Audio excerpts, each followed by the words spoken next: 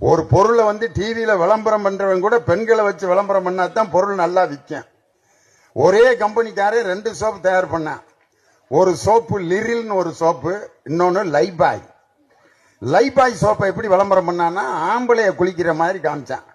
ஆரோக்கிய வாழ்விலேயே காப்பது Lifebuoy, Lifebuoy இருக்குமிடம் ஆரோக்கியம் விடமே லைபாய். 4 ஆம்பளைய பாத்ரூம்ல குளிப்பான்.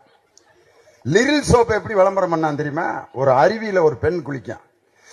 லா லா லா லா லா லா லா லா லா லா லா லா come alive with freshness Liril அப்படின்ற ஒரு பொம்பளை பிள்ளை நுரையில இருந்து அப்படி வெளியே வரும். ஒரு நாளைக்கு 15 லட்சம் சோப்பு விற்கிது.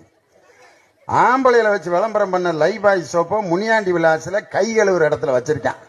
குளிக்கிறதுக்கு விளம்பரம் பண்ண சோப்பை. ஒரு பெண் இருந்தால்தான் ஒரு பொருளையே விளம்பரம் பண்ண முடியுது.